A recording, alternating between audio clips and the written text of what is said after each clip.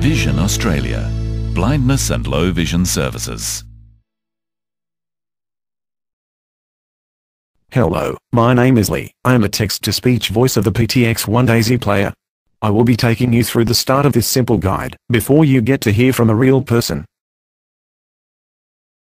On the surface, to some people I can look quite complicated with lots of buttons to confuse you, but with my cover on I am really simple and friendly. It just depends on who and how you want to use me. I can play a number of different formats such as Daisy books, MP3 files, commercially available audiobooks, standard audio music CDs. I am a bit of an Elvis Presley fan, by the way. I can also read text files as well as Microsoft Word doc files. I can not only read different formats, but I can use different media as well. I can use a CD, or an SD card, or even a USB memory card. It doesn't really matter. Now here is that real person I told you about. Well, thank you very much. No worries, mate. Have a great day.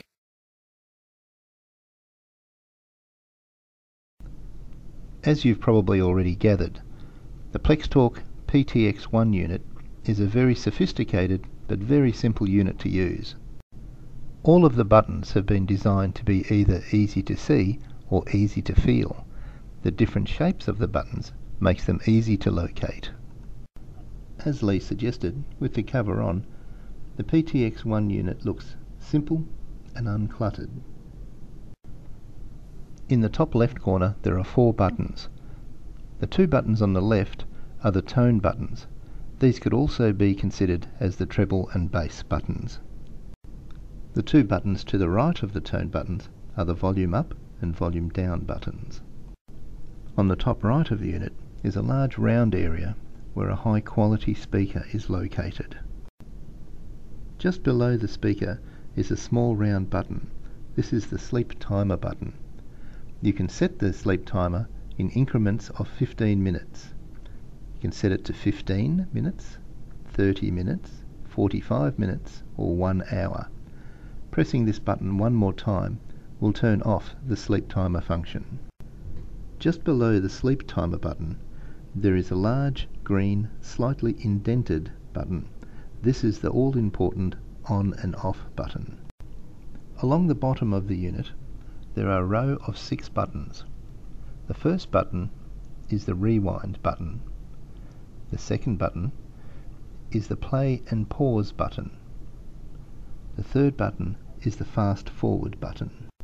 Just to the right of these buttons are 2 buttons that are used to jump from section to section. For instance, in a newspaper you would use these buttons to jump from header to header or from subsection to subsection. The last small button on the right is the CD eject button. On the front edge of the unit is a wide slot with a small ledge protruding from the bottom of the slot. This is where you insert the CD.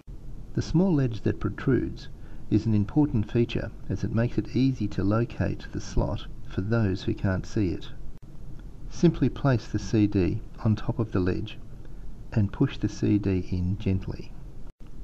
On the left-hand edge of the unit are 3 items. On the left is where you would plug in your USB memory stick. In the center is your headphone jack, and on the right-hand side is where you can plug in your SD memory card. One of the nice things about the PTX 1 unit is its simplicity. For instance, you may be listening to a CD and change your mind and want to listen to a book that's on a memory stick. Simply plug in the memory stick and the PTX 1 unit will start to look at the content on the memory stick and tell you what's there. On the back edge of the unit are 2 plugs. In the center is where you would plug in your power supply. Just to the right is an Ethernet socket where you could plug in a network cable and copy content directly to the unit. You can copy up to 2 gigabytes of information. The Plextor PTX 1 unit has many other features, such as being able to set up to 10,000 bookmarks for any number of books. With an appropriate Daisy book, you can jump from page to page or chapter to chapter. There are far too many features to talk about in this simple guide. We know that you'll enjoy using this unit for years to come.